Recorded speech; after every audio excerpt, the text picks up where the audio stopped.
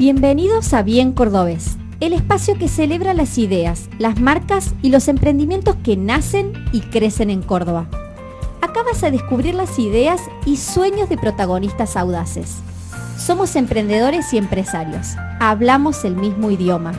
Conocemos los desafíos, compartimos relatos auténticos, experiencias que suman y voces que inspiran. Esto es Bien Cordobés. Bienvenidos a un nuevo episodio de Bien Cordobés.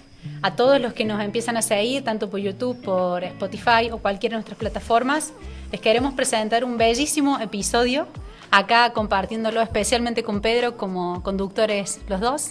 Pedro Ruiz Funes, hoy desde nuestros inicios, cuando pensamos Bien Cordobés, decidimos enfocarnos en mirar a las personas, mirar la innovación, mirar las empresas y las marcas con propósito. Así que, Pedro, te doy todo el espacio para que lo presentes a nuestro invitado de honor. Bien, gracias, Gretel. En este capítulo es un capítulo de amigos. Entre nosotros tres traemos una relación y la queremos exponer junto con todo lo que nuestro invitado Bruno Robo Bagilet es y traen. Una persona que al menos yo, pero yo también comparto con Gretel, que queremos, que admiramos y que tiene un proyecto que es digno de contar y ser expuesto y poder llegar a más personas como ha llegado a nosotros en nuestras vidas. Primero me gustaría contarles de que así como Bruno ha tenido mucho impacto en distintas personas, en distintos grupos, ha tenido un impacto muy grande en mí como persona, y ese poder transformador es, me parece, algo de lo que se trata de tu empresa. ¿Quieres contarnos un poquito, Bruno? Bienvenido a este nuevo capítulo. Gracias, Gre. Gracias, Pedrito. Bueno, la empresa se llama Existential. Es una empresa de entrenamiento, podríamos decir, en el alto rendimiento humano. En las compañías se habla de high performance o hypo. De hecho, en las grandes empresas a veces son públicas esas nominaciones y se señala, ahí va un hypo. Rarísimo. Pero bueno, a otros pegan fotos del empleado del mes en la pared. Bueno, cada uno hace lo que puede. Esas empresas que de alguna manera trabajan sobre el alto performance, la pregunta sería ¿qué performance es la que se remarca? A veces cuando acompaño familias y que los niños tienen dificultades, les digo, bueno, ustedes, ¿qué aplaudieron? ¿Qué valoraron? ¿Qué sancionaron? Y uno de eso va marcando los valores, que los valores es lo que uno valora. Va marcando el modo de ser visto, el modo de ser valorado, reconocido, validado. Bueno, un poco Existential quiere ser una empresa de entrenamiento de alto rendimiento humano, pero para que realmente sea un rendimiento humano hay que entender la humanidad. Nosotros trabajamos con un modelo existencial que ayuda a entender qué es un ser humano y en función de eso crear las condiciones para que esa persona realmente explote, se expanda. Yo siempre pienso que de no desarrollar esa capacidad como seres humanos, de ser seres humanos en plenitud, y evidentemente quedaremos obsoletos en relación a un montón de otra tecnología que, como nos definamos, básicamente va a ser el lugar en la historia que vamos a ocupar, ¿no? Y ese es el gran desafío. Siempre pongo el ejemplo de cuando se inventa la fotografía, los artistas plásticos, los pintores, y se sintieron profundamente cuestionados. Y de hecho empezaron a decir que la fotografía era para personas que no tenían talento, personas que no sé, que necesitaban, bueno, los bardeaban básicamente. Y paradójicamente la fotografía, que representa la realidad con una perfección difícil de equiparar, en vez de anular, desplazar o de alguna manera denigrar al artista, paradójicamente lo liberó. Si ustedes ven el arte previo a la fotografía y posterior a la fotografía, el arte ya no necesita representar o reproducir la realidad, sino que puede expresar lo que ve en la realidad. La interpretación más profunda, que es lo que en el fondo el ser humano es lo que puede y es el que le atribuye sentido, orientación, intensidad a todo lo que hace. Bueno, volviendo al entrenamiento de alto rendimiento humano, Existential, teniendo un modelo existencial y trabajando con tipologías específicas, ayuda a entender patrones cognitivos, patrones afectivos y patrones conductuales de las personas y por qué pensando de una forma, registramos la realidad de una forma, por qué se activan emocionalmente ciertas cuestiones y por qué actuamos de tal o cual manera. Nosotros trabajamos con dos dinámicas, del miedo y la confianza, todos con patrones, todo apalancado con tecnología, ayudando a detectar esos patrones, ayudar a que la persona, el equipo o la compañía pueda transformar su modo de ser, y eso impactar en el mundo, ¿no? Con el factor que es más complejo y más difícil, que es el factor humano, que en última instancia el gran diferencial del futuro para líderes, para empresas, va a ser cómo gestionamos y creamos condiciones para que el ser humano sea capaz de desplegarse y expandir. Yo a veces pienso que la gran característica de la inteligencia artificial, como uno de los desafíos que como la fotografía también nos challengea, nos desafía, es que creemos que la inteligencia artificial viene como una realidad objetiva externa que nos va a dominar o que nos va a desplazar, pero el otro día en una charla me preguntaron, dice, Bruno, ¿qué relación ves entre la inteligencia, entre la razón humana, me preguntaron, y la inteligencia artificial? Es que la razón es la mamá de la inteligencia artificial, la razón humana, y por ende espero que se siga comportando como madre, que nunca dejará de serlo. Digo, cuando uno vuelve a recuperar, que es el ser humano el que crea, desarrolla, y también tenemos potestad sobre esa creación, evidentemente dejaría de ser una amenaza y pasaría a ser realmente una oportunidad. Pero para eso no tenemos que perder de vista cómo nos definimos, porque cualquier definición inacabado o insuficiente, y sí, nos va a dejar relegados en los recovecos de la historia. Bruni, me gustaría repasar esos 3 conceptos sobre los que trabajas y, vamos a decir, interpretas al ser humano, que son el efectivo, el afectivo y la perspectiva. ¿Podrías detallar un poquito más? Bueno, imagínense un diagrama de Venn, es decir, 3 círculos en los 3 superpuestos. En el primer círculo nosotros identificamos la dimensión efectiva, que es lo que hacemos, cómo nos comportamos, nuestras acciones, y distinguimos siempre una necesidad, una habilidad y una recompensa. En este caso, la necesidad humana, en esta dimensión humana fundamental, que es la dimensión efectiva, es la necesidad en la persona de comer, vestirse, tener refugio, todo lo necesario para sostener y desarrollar nuestra vida en el mundo. Claramente, si tenemos esa necesidad es porque tenemos una habilidad para darle respuesta. Es toda la habilidad o la inteligencia práctica, capacidad de incidir en la realidad, de transformarla, de cuando uno se va a vivir solo, a hacer su primer comida o lavar su primer ropa, y la sensación que uno siente de productividad, de decir, che, puedo vivir solo, puedo mantenerme, eso claramente es muy realizante. Y una recompensa, ¿cuál es? Y que en una empresa es que si yo genero valor, asumo una tarea o cumplo un objetivo, me retribuyan con plata. Nosotros llamamos salario monetario. Ese primer círculo es necesario, claramente, y es insoslayable, es decir, no puede no estar. Ahora, para que la experiencia humana realmente sea más plena, hace falta tener en cuenta otra dimensión, que nosotros llamamos dimensión afectiva. ¿Qué necesidad aparece acá? La necesidad de sentir placer, estímulo, satisfacción. Nosotros nos movemos por estímulo, por placer, por lo que de alguna manera nos hace bien. Nuestras mamás cuando nos decían, si vos siempre con la ley del menor esfuerzo. Y sí, porque es una ley natural. Tendemos a evitar la resistencia, tendemos a evitar lo costoso, y no está mal. El tema es que cuando no destinamos energía a algo realmente valioso, ese era el espíritu de lo que nuestra mamá nos quería decir, pero en última instancia está bien, toda la naturaleza, la energía, la electricidad va donde hay menos homenaje, donde hay menos resistencia, que de hecho buscamos experiencias estimulantes, placenteras, y a la vez necesitamos sentirnos parte. El ser humano, como ser esencialmente social, necesita sentirse parte de un grupo, pertenecer a algún lugar, sentirse amado, reconocido, validado, visto. ¿Y qué recompensa? Es la recompensa de alguna manera emocional, nosotros llamamos salario emocional. Es cuando uno la pasa bien, se siente parte, y que desde la década de los 90 se puso mucho énfasis en que las oficinas o los espacios empresariales sean espacios donde uno efectivamente lo disfrute. Ahora bien, tenemos la dimensión efectiva, tenemos la dimensión afectiva, pero para que la experiencia humana alcance verdaderamente su máxima, posibilidad, identificamos una tercera dimensión humana fundamental que le llamamos de perspectiva. ¿Qué necesidad aparece acá?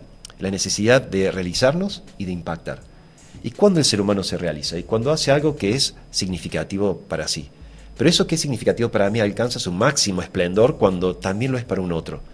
Y ahí cuando el ser humano siente que empieza a impactar, trascender. Yo pienso que esta dimensión que tiene esta necesidad de realización, de contribución, ponemos en juego la habilidad estratégica, la habilidad de atribución de sentido. El ser humano puede de alguna manera trascender las cosas, diseñar un futuro inexistente y generar las condiciones para que eso efectivamente se dé. Bueno, es lo que nos llamamos como recompensa, que buscamos en esta dimensión, el salario trascendental. Es hacer algo que realmente sienta que, como siempre digo, no valga la pena, sino que valga la vida. Porque de hecho uno está invirtiendo tiempo, esfuerzo, y la vida que no vuelve, uno la invierte ahí. Ahora bien, entre estas 3 dimensiones que claramente hacen, a los elementos centrales de una experiencia humana, en general pienso en el colegio. No sé si alguna vez a ustedes les enseñaron a gestionar la envidia en el colegio. No. O si les enseñaron a, elaborar la sensación de inferioridad, o una materia que les enseña a ser buenos amigos, o no sé, formar una pareja, digo, proyectos tan centrales. O ¿Cómo elementos, cuidar el amor?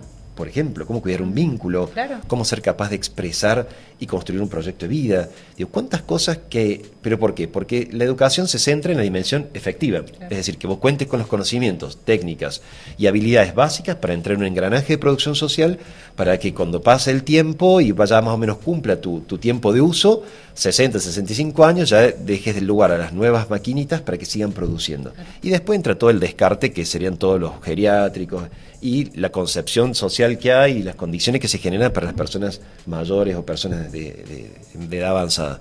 Ahora bien, ni el colegio, a veces, yo pienso a veces en las leonas, o escucho gimnastas de gimnasia artística en Estados Unidos que los tratan, y yo digo, está la dimensión efectiva, la performance, el desempeño. Ahora, ¿qué pasa con la dimensión afectiva? Y ni siquiera la dimensión de perspectiva.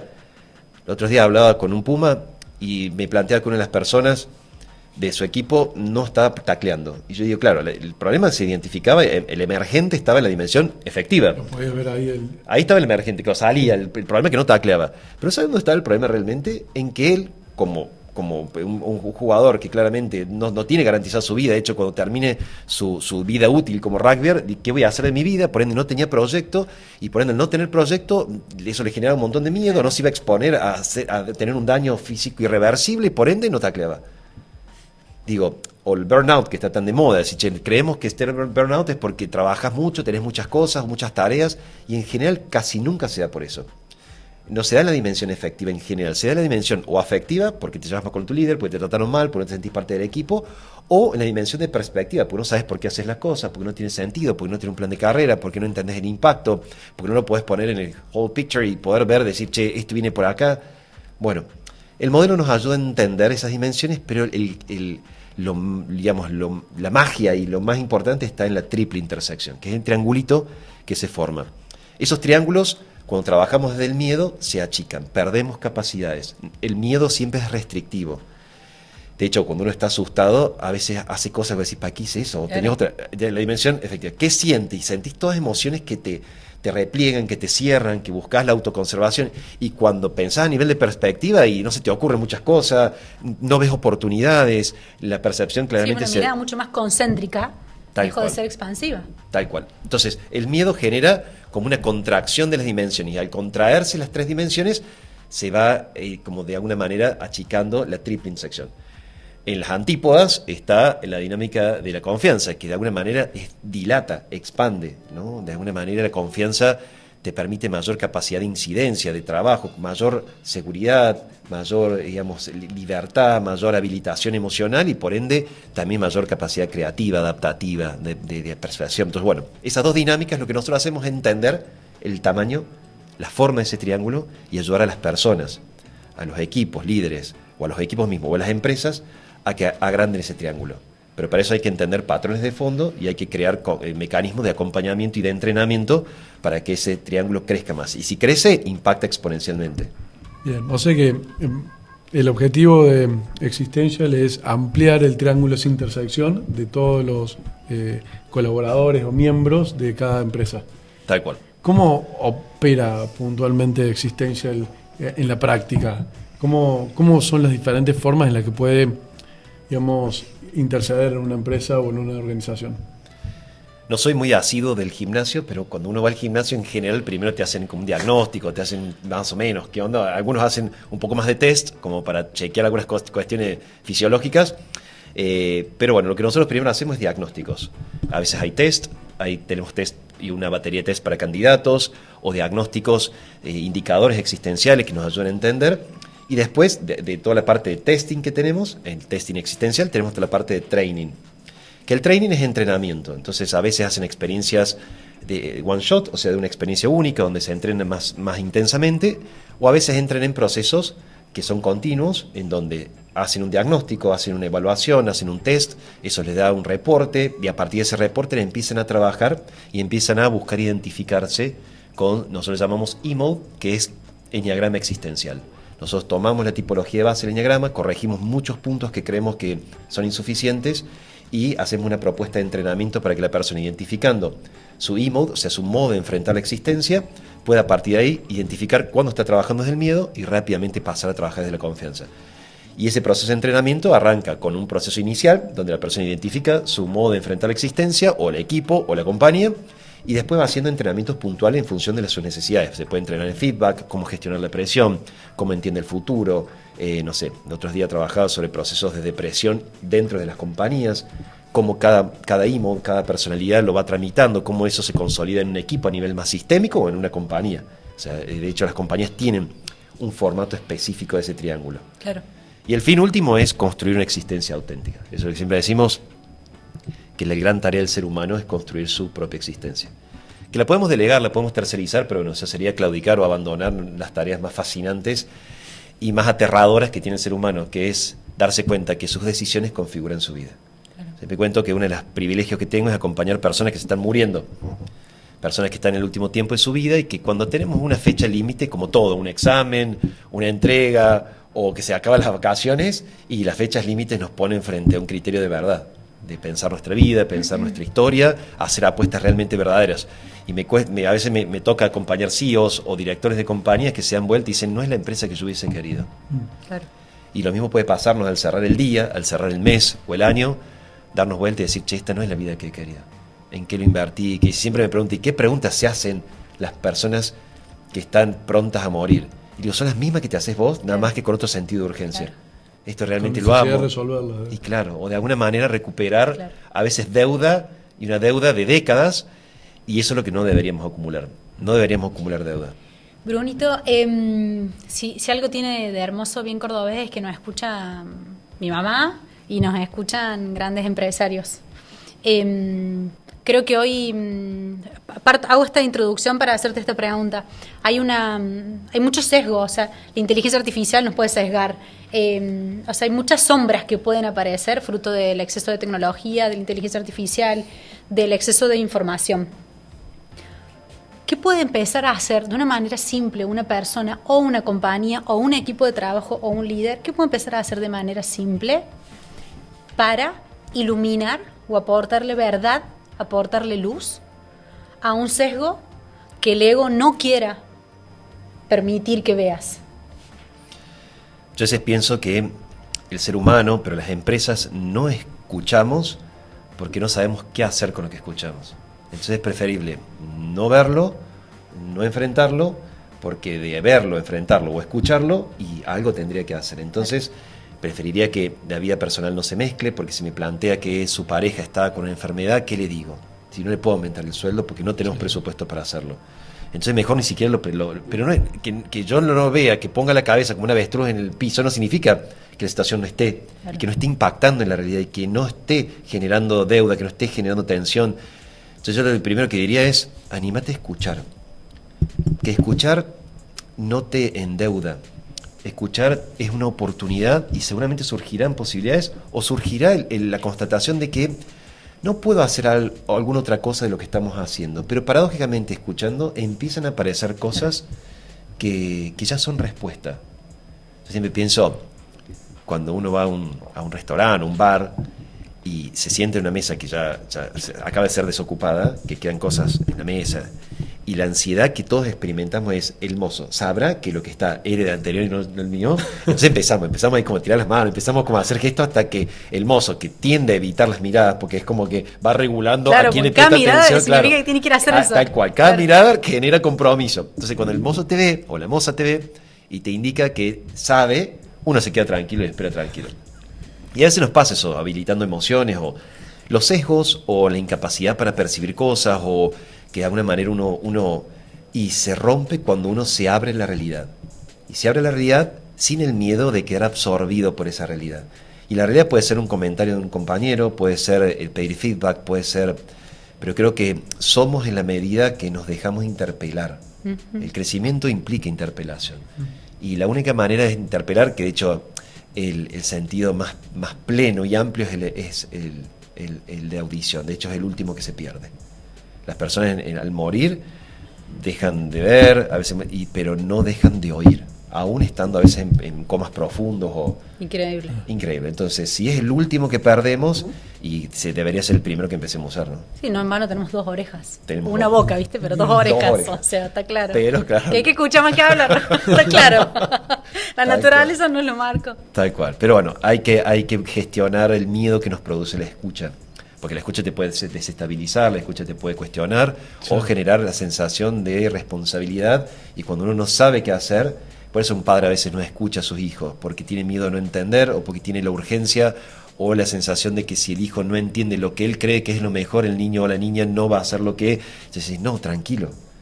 Pasa que escuchar supone, por un momento, dar prioridad a un mensaje que no es el que uno permanentemente y radiofónicamente nos estamos diciendo. ¿Por qué? Porque el lenguaje tiene una función que se llama performativa. Cuando uno dice algo, construye realidad. La magia es como la ontologización de eso. Es como yo digo algo, Expelliarmus, como Harry Potter, y algo sucede realmente. Bueno, el lenguaje cuando hablamos construye realidad. Pero ¿qué pasa? No solo el lenguaje hablado, lo que nos vamos diciendo en la cabeza. Claro. Es eso que todo el tiempo nos decimos y cuando nos encontramos decimos, ¿pero por qué? Porque si yo suspendo el modo de afrontar la realidad, diciéndole a la realidad lo que yo necesito ver en la realidad, lo suspendo y hay un síndrome de abstinencia, hay una sensación de perplejidad y de incertidumbre, pero esa es la escucha. La escucha supone vértigo, pero te diría, cree que es la única posibilidad de crecer. Y sacar esos sesgos. Claro. Bruni, ¿cómo fue el proceso de llegar a crear Existential? Como founder, ¿qué armaste una metodología y todo un sistema? ¿Cómo llegaste a eso? ¿Cuál es la historia de Existential? Si nos remontamos a la historia, la prehistoria, podría decir que a mí me costó mucho construir una existencia auténtica, personalmente. Muchos desafíos de enfrentar quizás percepciones del entorno, miedos personales, la adecuación o cuántas cosas uno va cediendo con tal de obtener ciertos beneficios sociales cuando uno se alinea, cuando uno responde a lo que la sociedad espera. Para mí siempre fue un desafío inmenso, personalmente, y cuando acompaño y cuando ayudo a otras personas, que sí creo que tengo una habilidad particular para entender a las personas, leer lo que les pasa de fondo y poder ayudarlos. En un momento difícil de mi vida, se me ocurrió también, si puedo o podemos hacerlo en personas, se podrán hacer en organizaciones, en sistemas, y ahí es cuando empezó a aparecer el deseo de entrar al mundo empresarial, que creo que es la lógica más exigente, ¿no? Dentro de, porque bueno, uno tiene el tercer sector. En vez de las personas, las empresas, ¿sí? Las empresas y como instituciones, pero las empresas en términos de sector privado, porque después tenés el sector público, el tercer sector, que son sectores claramente con sus propias exigencias claramente. Ahora, si algo no suma valor en el mundo privado, en general tiene fecha de vencimiento muy pronta. Es como que es una dinámica. Sí, el mercado, o hay espacio o no hay espacio, y si no te corre. Tal cual. Entonces, generar valor, y era un gran desafío, y transformar, ya es difícil construir su propia existencia en el personal. Imagínense, y ustedes, bueno, más lo sabrán que yo, que tienen pareja, lo que es construir una existencia auténtica de tu pareja. Y más vértigo te da una familia, y más vértigo te da una empresa. Imagínense, bueno, a nivel país, también todo lo que estamos viviendo y la tristeza muchas veces de darnos vuelta y decir, che, podríamos ser, y mira lo que somos. La gran constatación histórica y que no importa en qué momento leas este mensaje, digamos. Sí. Atemporal. Entonces surge desde una inquietud personal, de una necesidad. Después empiezo a trabajar en WinClub hace ya como casi 8 años, y ahí es donde empiezo a aplicar ciertas cuestiones. Más allá de que entré en un rol específico, gestionando más la parte de recursos humanos, rápidamente me quise correr, y lo que empecé haciendo es escuchando a los chicos. Y ahí aparecieron las primeras e-sessions, que eran como sesiones donde nos ayudaba a destrabar cosas. Y después empezaba uno, otro, y se empezó como a ampliar, porque todos necesitaban elaborar cosas, y eso iba reduciendo el conflicto. Eso generaba mayor capacidad de resignificación. Todas las diferentes áreas de marketing empezaron a tener dinámicas más creativas, y empezó, y de hecho llegamos casi al punto cero de conflicto, no porque no hubiese tensión o no hubiese situaciones adversas, pero se resolvían de una manera que no implicaba disipación de energía, que no implicaba estos encontronazos o estas... No era un tema. No era un tema. Todos tenemos dificultades. Yo siempre digo que las empresas no tienen problemas profesionales, las empresas tienen problemas emocionales, tienen problemas de percepción, que eso es lo que hay que calibrar. Bueno, y así empezó a tener tanta entidad que yo abandono completamente la parte de recursos humanos, se suma una directora, sigue por un lado, y yo fundo un área que en su momento se llamaba WeCare, que era un área que empezaba a desarrollar todo esto a nivel individual, a nivel sistémico, de equipo, y después dimos un salto, incorporando tecnología, desarrollando un modelo y haciendo toda una propuesta que, entendiendo el valor que había aportado dentro de la compañía, en una industria bastante compleja como es el marketing digital, finalmente decidimos hacer un spin-off y fundar una compañía diferente, y ahí arrancó esta aventura que nos sorprende, porque la verdad que pensábamos que quizás la maleabilidad de culturas más propias de una startup iba a ser el terreno más propicio para entrar, pero paradójicamente no. O sea, en empresas quizás más tradicionales o industrias como puede ser desde Porta o Grupo Paolini, que se dedica a trabajar con máquinas y construcción y más, la recepción de toda la propuesta ha sido extraordinaria. Y eso indica que el ser humano, independientemente rubro, y capaz edad... que son empresas que tienen estructuras más como sólidas y están menos propensas al cambio, entonces no han podido desarrollar otros aspectos. Pero lo recetan muy bien. Claro, lo necesitan. Lo necesitan. Es tierra reseca que necesita... Sí, creo que la economía real versus la economía del conocimiento. La economía del conocimiento ha estado mucho más en boga en los últimos 20 años, entonces ha dado un permiso a que las empresas también se reconfiguren. Hay empresas nuevas de los últimos 5, 6, 10 años, pero estas otras son empresas históricas que han nacido, muchas de ellas, como han podido. Y creo que sin lugar a dudas Existential viene como a recuperar esa frescura para que la gente se permita mirarse. Y siempre pienso que, por ejemplo, un director de marketing, un director de tecnología, y claramente no ha podido desarrollar expertise en términos de acompañamiento, de detección de necesidades humanas. No le puedes pedir que sea coach, psicólogo, psiquiatra. Bueno, Existential lo que busca es ser un partner estratégico para ayudar a que esas personas que tienen una expertise específica puedan de alguna manera desarrollar en tiempo rápido y con un soporte tecnológico y humano, porque Existential también tiene una gran pata, que es no perder el encuentro humano, y para eso hay trainers, bueno, que ustedes dos son e-trainers, de acompañar desde la humanidad, ¿no? y procesos humanos. Pero bueno, ayudar a que estas personas y toda la organización pueda tener una capacidad de ver, comprender y gestionar la complejidad humana que de otra manera no lo tendría. Y entender cómo hacer, por ejemplo, un compensation package, o sea, cómo preparar un plan de compensación a alguien. ¿Cuánto variable? ¿Cuánto fijo? ¿Por qué? ¿Qué te estimula lo variable? Hay personalidades que lo variable le encanta y si no hay, le quita motivación. Hay otras que no lo perciben directamente porque son más inseguras, no pueden verlo como posibilidad, entonces necesitan ver el fijo más amplio. Hay personas que necesitan tener sensación de pertenencia, entonces hay que hacer un plan de stock options para pensar, bueno, desde eso mismo hasta, no sé, si se compra en una compañía o cómo ayudar a generar comprensión profunda de cualquiera, los M&A, los fusión y adquisición de compañías se fracasan más que nada por factores humanos. Claro. A veces cuestiones de ego, cuestiones que, bueno... Las mismas sociedades, que por ahí, ¿viste? Cuando tenés dos socios que uno va por un lado, otro va para el otro, ¿cómo no pedirle al resto de la compañía que sin querer queriendo uno puede elegir un camino porque están en eso? ¿Voy para este lado o voy para el otro? Cuando vos decís, el propósito de la compañía es mucho más profundo que las decisiones individuales de los socios. Y cuesta a veces salir, por un lado decir, cómo el espíritu, porque está la letra y el espíritu, cómo el espíritu de los fundadores debería seguir sosteniéndose y expandiéndose más allá de los marcos de interpretación de cada uno y de sus marcos mentales, sin traicionarlos, pero a la vez sin frenarlos, porque hay un proceso ahí donde el founder de alguna manera entiende que a veces la compañía va tomando dimensiones, fisonomías o expresiones que no soy yo, pero está bien, porque es el salto de institucionalización y de crecimiento, pero a la vez que ese salto sea de crecimiento y no de traición, digamos, a veces del espíritu. Bueno, y en esos procesos son muy difíciles. No sé, por ejemplo, ahora la dificultad en el agro es todo el cambio generacional de entre los duelos, bueno, y ese cambio, por ejemplo, es súper complejo.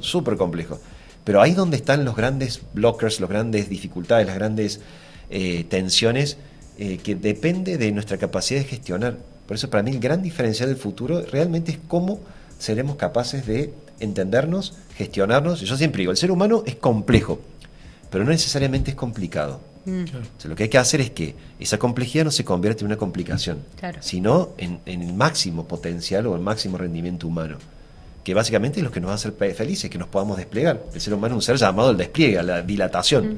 Y si somos felices y nos podamos desplegar, vamos a después efectivamente rendir mejor a los términos de objetivos y evaluaciones propias de la empresa. Tal cual. Igual hay que hacer una opción ahí, porque si no estamos de nuevo en Taylor y Fayol, que trata bien a la vaca, pues si la tratas bien te da más leche. Es una postura que es cierto, como decís vos, Pedrito, que tratando bien o generando condiciones para que una persona disfrute y va a rendir mejor, pero inicialmente hay que hacer una apuesta por la humanidad misma.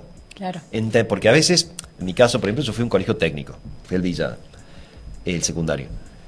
Y claro, cuando justo a mí me tocó la transición entre ser un colegio técnico y pasar a ser un colegio técnico, pero con materias humanistas. Por ejemplo, literatura, arte. Y en mi caso, no sé, por cuestiones coyunturales de la vida terminé en ese colegio, pero a mí lo técnico nunca me fue lo que me apasionó. Pero bueno, no me cuesta estudiar, me iba bien. Pero claro, cuando empezaron a poner literatura, arte, teatro, yo estaba fascinado, pero el 99% de mis compañeros hacían piquete, no querían saber nada. Yo no sabía cómo explicarle, digo, chicos, no se opongan a esto porque van a ser mejores ingenieros. De hecho, la palabra ingeniero viene de ingenio, si son capaces de estimular otras cuestiones, la estética, el arte, el sentido, no sé, de la belleza. Claro. ¿Cuántas cosas te va a hacer, digamos, fecundamente y más productivo? Pero claro, eso implica apostar por cosas que no veo yo inmediatamente el correlato en lo efectivo. Sí, no es la evolución inmediata. Claro, es apostar por la persona, estimularla para que encuentren esas condiciones, sea un club, sea una universidad o sea una empresa, condiciones para que la humanidad se despliegue. Aunque no vea con claridad el correlato inmediato en una mayor productividad o en algo. Esa apuesta es una apuesta. Totalmente. Vos sabés que como mujer de negocios también lo digo, me hace mucho sentido esto que estás diciendo, porque en el mundo de los negocios se busca el retorno inmediato. Sí. Pero como mujer de negocios que vengo del mundo de los recursos humanos, te digo que el área de recursos humanos durante años estuvo peleando por mostrar su retorno, porque decía yo, o sea, a todo el mundo le decíamos, recursos humanos, ¿qué va? Hacer una fiesta de la primavera es un gasto. Entonces recursos humanos tenía que defender el valor del encuentro de la gente, de nos vamos a juntar a desayunar 12 medialunas. Tenía que defender eso en una mesa estratégica, porque para la mesa estratégica era el gasto de panadería, y para recursos humanos, pero la gente tiene que vincularse. Entonces, esto que estás nombrando, que es como mirar la humanidad en su esencia tan pura, y aceptar que quizás quienes estén pasando por esa transformación no sean los mismos que recojan el fruto, y entender que ahí ya está sembrada la semilla importante. Existencial, y esto creo que lo compartimos con Bruno, hemos transitado el año pasado tu formación, siembra, y se despierta cuando el agua está propensa, cuando la cantidad de mililitros de lluvia fueron, se despierta esa semilla y empieza a florecer cuando uno empieza a encontrarse con esa disponibilidad para escucharse y claramente enfrentarse a esa escucha. Entonces, creo que también como regalarle a nuestros oyentes de que Existencia lo está contando Bruno de una manera maravillosa, y como consumidores podemos garantizar que incluso en nuestras sesiones íntimas que hemos tenido con él, con Pedro, nos hemos despertado mutuamente en algunas cosillas, pero porque la semilla estaba puesta. Entonces, bueno, ser pacientes con que el fruto quizás no aparece en el momento donde yo acabo de plantar la semilla. Y esto quizás es un mensaje que también quiero decirlo, porque los hombres de negocio, las mujeres de negocio, queremos este retorno inmediato. Entonces, si me tengo que poner no me gusta la palabra fan, pero en propulsora de Existencial, creo que la hermosa garantía que tiene es que las empresas empiezan a hacer puentes para que esa persona que trabaja en tal empresa empiece a conectarse consigo misma, aunque esté 2 meses y después se vaya. Pero quizá, esa conexión le hizo irse de la compañía. Tal cual. Y bueno, nuestro aspiracional no es solamente el mundo de las empresas, es poder ir a la educación, es poder ir al deporte, es poder ir a la salud.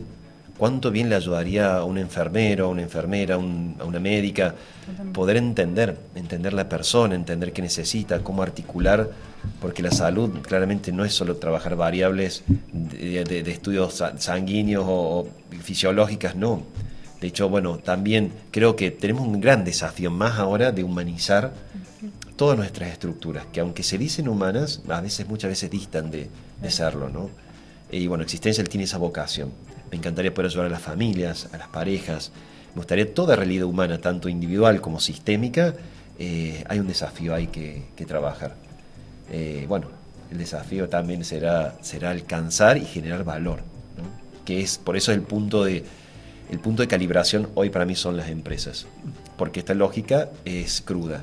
Suma valor, bien, no suma valor, Claro. ahora hay que ayudarles a entender cuál es ese valor, que muchas veces está asociado a la productividad o al retorno, al ROI, al retorno inmediato de la inversión. Totalmente. Sí. También tiene otro valor como en el sentido, en esa perspectiva a lo largo del tiempo, que capaz, ahora pienso, no cambia nada inmediatamente en lo efectivo, pero cambia en el aire, en la vibra del momento, en lo que se vive en el día a día. Y al menos me pasó a mí después de nuestra formación, y de todo ese proceso, como por ahí quizás no he cambiado tanto a título personal, no ha cambiado mi empresa, pero se siente diferente y eso está bueno. Y con esto te quería preguntar, ¿qué sentido tiene para vos Existential? ¿Qué significa esta empresa en vos como persona? Bueno, ustedes saben, yo estoy consagrado a Dios, a Jesús, y Jesús fue un especialista en humanidad, ¿no? Uh-huh. Él, más que hablar de Dios, él le hablaba al hombre, al ser humano, al corazón, a las dinámicas que humanizaban o deshumanizaban. Y así se enfrentó al establishment religioso, se enfrentó quizás a sistemas opresores que no le permitían al ser humano ser y ser en sus posibilidades, aun cuando en ese momento eso sea pecaminoso o eso hubiese estado prohibido. Y Jesús, al hablar, usaba una técnica que implicaba de alguna manera poner en juego la libertad para aceptarlo o no, que son las parábolas. Las parábolas, como género literario, cuenta una historia y en esa historia transmite un mensaje. Ahora, ese mensaje queda en el receptor tomarlo, interpretarlo y apropiárselo o no. Y siempre digo, mi vida es laburar con él y laburar para él, que es el reino, ¿no? Como esta realidad histórica, es como si Dios gobernase el mundo. ¿Cómo sería? ¿No? ¿Cómo sería la presencia de Dios historizada en estructuras, en realidades económicas, sociales, personales? Bueno, y siempre para mí Existential debería ser, si Jesús tuviese que hacer una parábola del reino y quisiera elegir una empresa para poder representar el reino, ¿elegiría Existential? Porque Existential también es como la luz y la sal que Jesús utiliza. Dice, los cristianos tienen que ser luz y sal. Y nadie está diciendo, ay, qué hermoso foquito, qué genial. No, la luz o el foquito, la lámpara, pone en evidencia los colores, resalta las cosas, nos permite. Y la sal tampoco. Uno dice, la sal, lo que toca realza el sabor, las culturas, las organizaciones. Bueno, Existential de alguna manera es como la sal, como la luz. Y como aquella parábola que yo quisiera que Jesús, si tuviese que usarla, pudiese recurrir a Existential, como esa realidad que al entrar en contacto con otras realidades, otras empresas, otras experiencias humanas, realmente realce el sabor, evidencie lo bello, lo bueno, lo hermoso de las culturas, ¿no? de nuestra vida humana, ¿no? Así que bueno, eso creo que para mí representa Existential, una expresión de mi misión. Y como siempre digo, nosotros no tenemos una misión en la vida, somos una misión. Entonces, ¿Existential es mi misión? No. Es expresión de lo que para mí muy en el fondo quiero dejar en este mundo, que es más humanidad. Qué lindo. Bueno, la verdad que Bien Cordobés tiene una... Es una vidriera donde elegimos mostrar lo bueno también. El crecimiento de las compañías, cómo nacen, qué dificultades pasaron, y hoy nos toca con Pedro elegirte como un embajador de cómo dejar mejor la humanidad. Entonces, si bien el propósito fundamental era hablar de Existential, ¿qué mensaje final, o no hace falta que cerremos ahora, pero qué mensaje valioso consideras que puede interpelar a una persona para ponerse a escucharse? ¿Qué nos dirías a todos los que todavía queremos escuchar nuestra propia versión y no nos animamos a enfrentarnos a nuestra verdadera escucha? ¿Qué te diría?